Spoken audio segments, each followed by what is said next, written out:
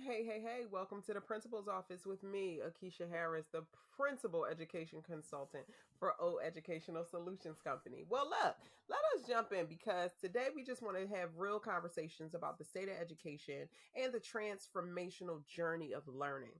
Now, we uncover some different challenges that are going on in today's world of education in the classrooms and among students, teachers, and, just professionals.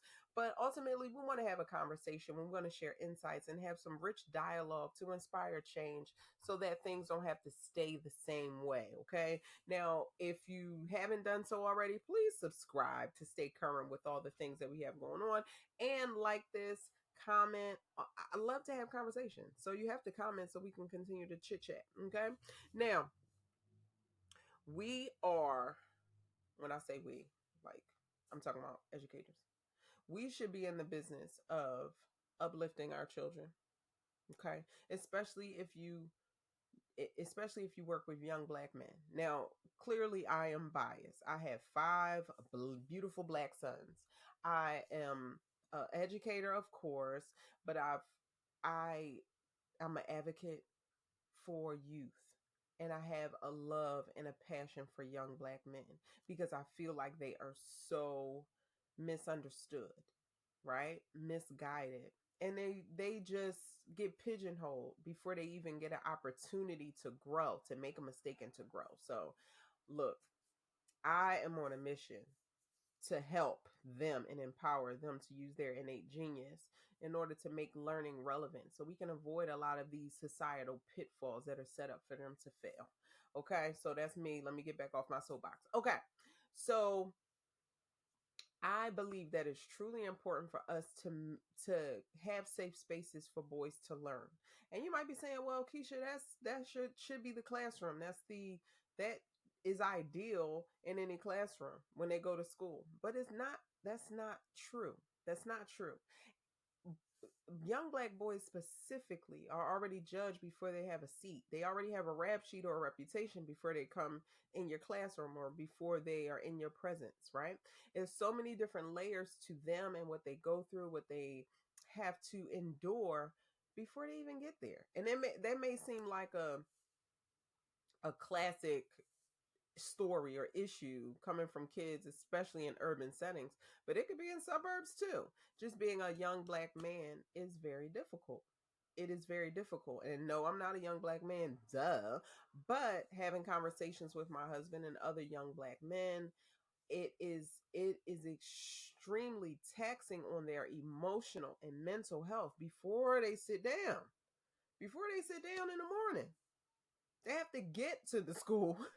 And just hearing about the emotional pressures that they go to, mental pressures that they go through, this different oppressive things that happen to them on their way to school is so upsetting. But I truly believe that as educators and as mentors and as youth advocates, it is our duty to give them the voice that they need.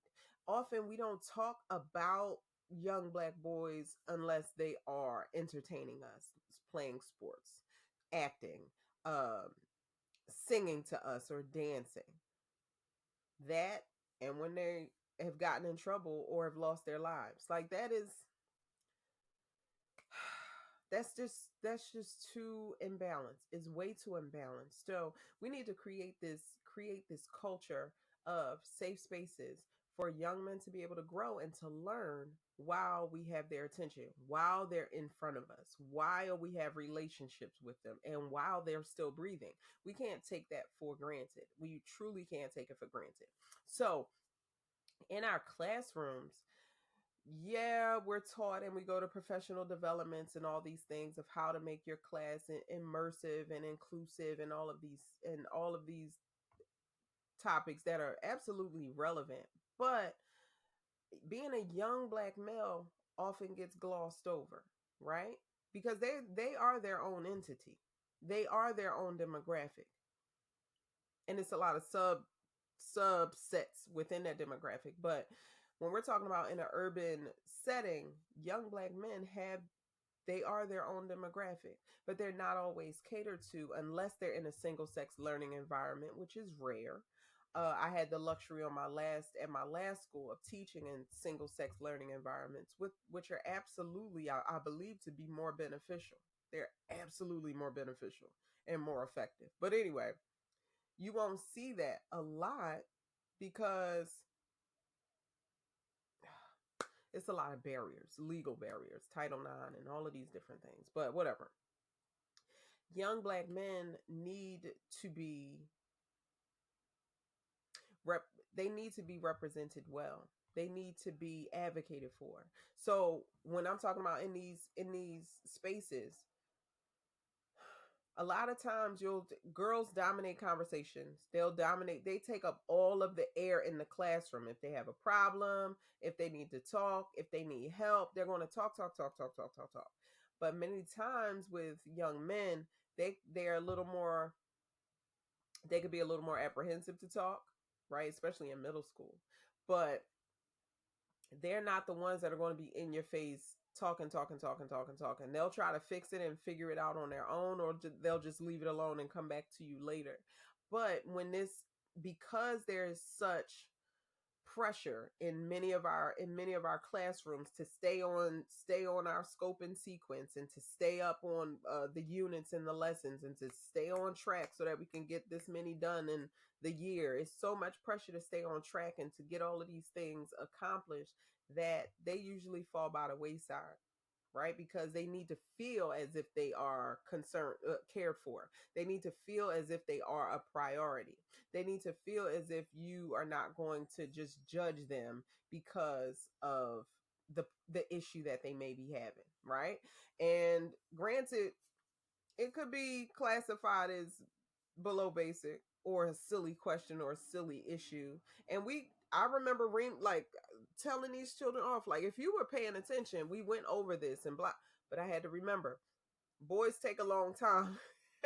Boys take a few more times to process. So you have to say things like 5 times, 5 to 7 times, for it to actually penetrate, and for you to have their attention long enough in order for them to process and regurgitate it back to you. So many of these young boys don't even know how they learn. They don't know how their genius is supposed to be active. And many of the teachers are not equipped to help them understand how their genius is activated in order to make learning relevant, right? But when we do what my son's teacher, his new teachers, right? Because he's in virtual school. I don't know if I told y'all the story.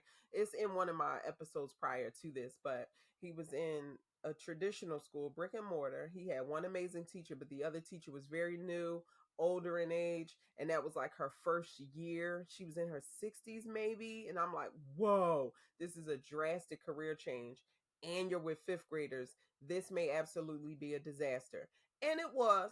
It was, because that was unfair. She didn't even have the support that she needed. Baptism by fire, she got burnt. She was out of there. And she definitely left, from what I know. But long story short, we had to get him out of there because I saw that it would be an issue, right? Because of her inability to run a classroom and have good classroom management and know the content and get to know the students and all of these different factors that we need before the first day of school. She was ill-equipped. So the type of personality my son has, he's a chatterbox.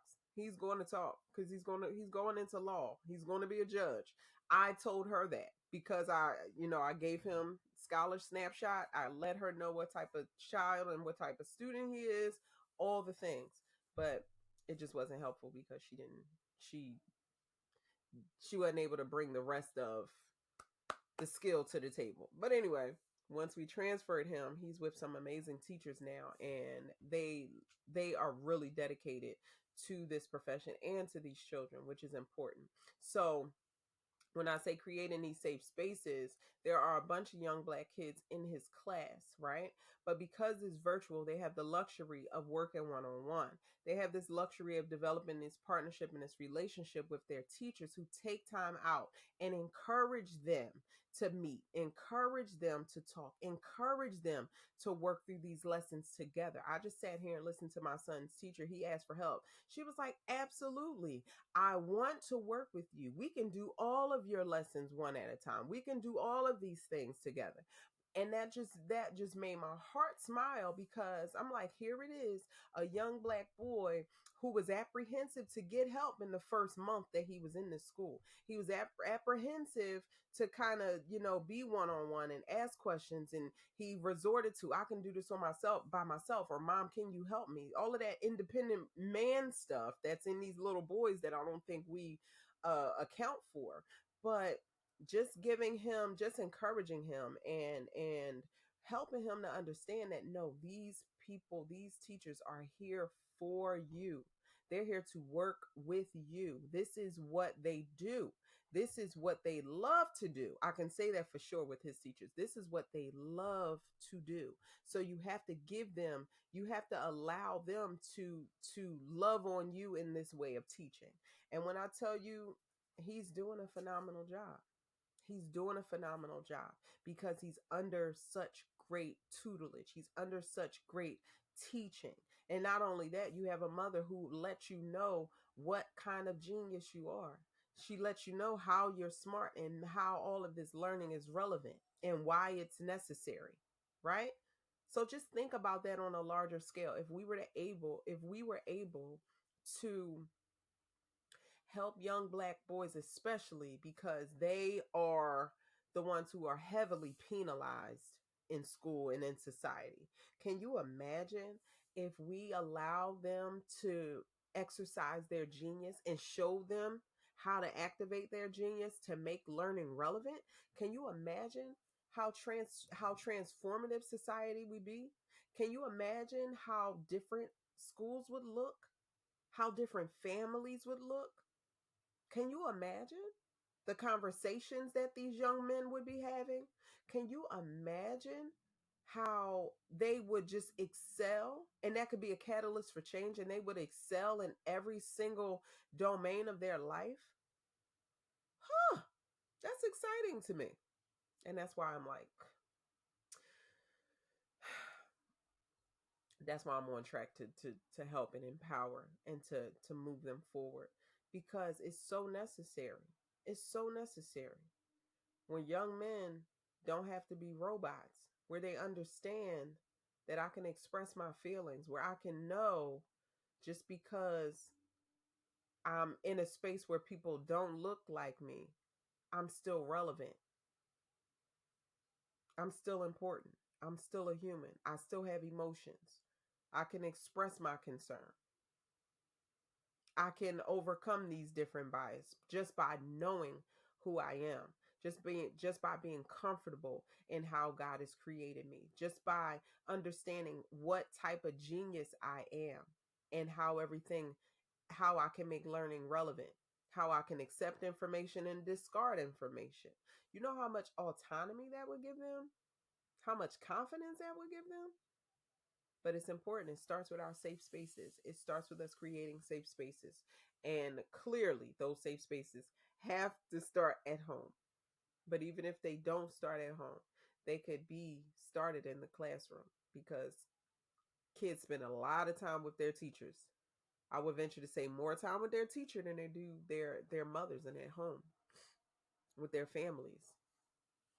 Yeah. All right. So that's all I have today. That's going to be a challenge this week. Create a safe space for a young Black boy. Create a safe space for a young Black boy, for him to be able to learn something. And excuse me, it doesn't necessarily have to be academic unless you're in the classroom and you have that, unless you're a teacher or educator or advocate, whatever.